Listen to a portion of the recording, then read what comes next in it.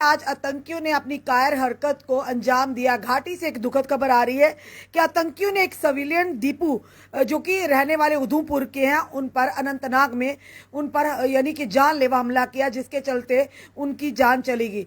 फिर से एक बार टारगेट किलिंग को अंजाम दिया है इन आतंकियों ने। और पूरी खबर क्या वो भी आपके समक्ष हम रखना चाहेंगे।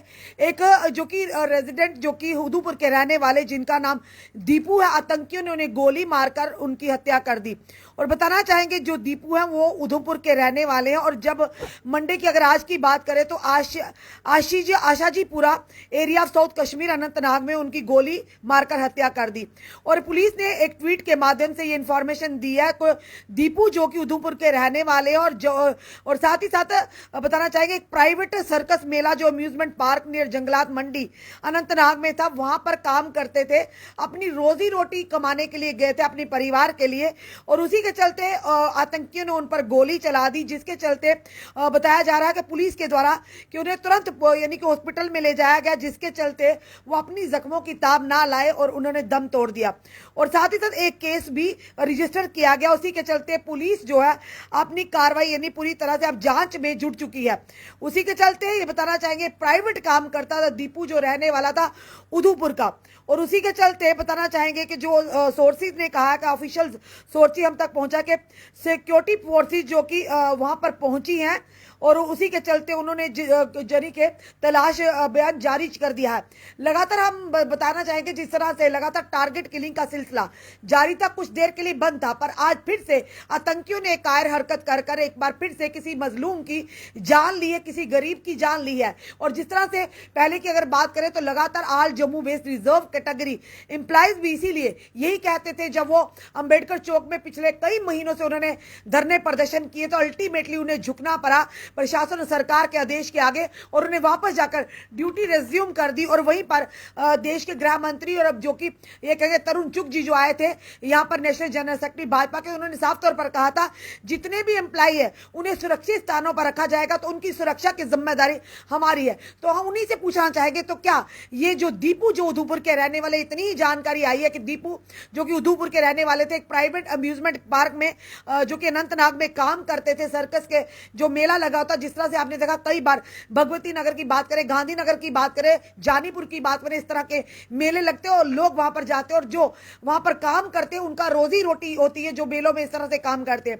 तो इसी तरह से जब बड़े बड़े दावे तो किए जाते हैं कि सुरक्षा का जो दायित्व है हमारा, तो इस दीपू ने जो एक गरीब व्यक्ति था, गरीब परिवार से था, अपनी रोजी रोटी कमाने गया था, इसकी क्या गलती थी, आखिर क्या इसका दोष था, तो क्या इसे सुरक्षा प्रदान कर पाए। लगातार आतंकी कुछ देर के लिए रुकते हैं और उसके बाद तुरंत फिर से अपनी कायर हरकत को अंजाम देते हैं। आज फिर से एक बार टारगेट किलिंग को अंजाम दिया है कायर आतंकियों ने। एक गरीब घर का, एक गरीब परिवार का चिराग बुझा दिया। एक घर का जो घर को चलाने वाला, रोजी रोटी कमाने वाला था, अपने माता पिता का बुढ़ापे की लाठी छीन ली, परिवार का सदस्य छीन लिया, एक चिराग जो कि छीन लिया। एक बड़ी शर्म की बात है, ऐसे आतंकी हमेशा मजलूमों पर अपनी कायर हरकत अंजाम देते हैं। और लगातार ये कहेंगे कि जहां पर दावे किए जाते हैं कि जीरो टॉलरेंस फॉर यानी कि टेररिज्म, उसी के चलते थोड़ी देर के लिए, कुछ देर के लिए बंद हुआ था ये टारगेट किलिंग, फिर से आज एक टारगेट किलिंग यानी फिर से हुई जिसे पुराने जख्मों को भी ताजा कर दिया। इसीलिए लगातार जम्मू बेस्ड रिजर्व कैटेगरी भी चिल्ला चिल्ला कर कह रहे थे कि हमारी जानों को सुरक्षा दीजिए, हमें सुरक्षा दीजिए, हम सुरक्षित नहीं है। इसी तरह से अगर रजनीबाला की बात करें, कई सारे ऐसे जो वहां पर एम्प्लॉइज कर्मचारी थी, कोई बैंक एम्प्लॉइज था, कोई एसडीएम ऑफिस के अंदर, किस तरह से इन आतंकियों ने उनकी जानें ली थी वहां पर जाकर, यानी अपनी कार्य हरकत। इसी तरह से आज एक बार फिर से ये कार्य हरकत को अंजाम दिया है दीपू नामक एक व्यक्ति जो कि वहां पर यानी कि साउथ कश्मीर अनंतनाग में एक अम्यूजमेंट पार्क में काम करते थे, सर्कस जहां पर लगी हुई थी। उसी के चलते आज आतंकियों ने उस पर गोलियां दागी और जिसके चलते उन्हें तुरंत अस्पताल पहुंचाने का प्रयास किया गया, पर उन्होंने रास्ते में यानी कि दम तोड़ दिया।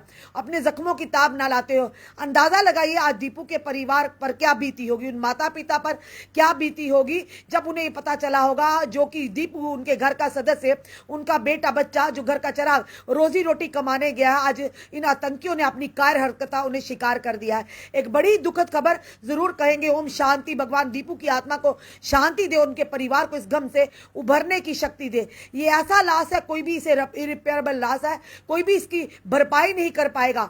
पर सवाल बड़ा ये कि आखिर कब रुकेगा टारगेट किलिंग का सिलसिला। लगातार जो आतंकी ये कर रहे हैं और लगातार आतंकी जो अपनी कार्य हरकत को अंजाम दे रहे, कई मजलूमों की इसी तरह से जान गई। लगातार इन आतंकियों पर लगाम कसने का प्रयास भी हमारे सुरक्षा बल और जम्मू कश्मीर पुलिस कर रही है, पर उसके बावजूद भी आतंकी अपनी कार्य हरकत को अंजाम देते हैं। और हाल ही में अगर देखा जाए तो G20 का जिस तरह से सम्मेलन हुआ और कहीं ना कहीं आशंका थी आतंकी बड़ी घटना को अंजाम देने वाले हैं, पर हमारे सुरक्षा बलों ने, हमारी फोर्सेस ने, जम्मू कश्मीर पुलिस ने उनके उन मंसूबों पर पानी फेर दिया। उसी के चलते अब जो यानी कि ये कहेंगे टारगेट किलिंग फिर से एक बार आज हुआ है, और जिसके चलते एक परिवार का सदस्य, एक युवा की जान गई है जिसका नाम दीपू है और उधमपुर का रहने वाला। फिलहाल हमारे तक इतनी ही जानकारी आई है।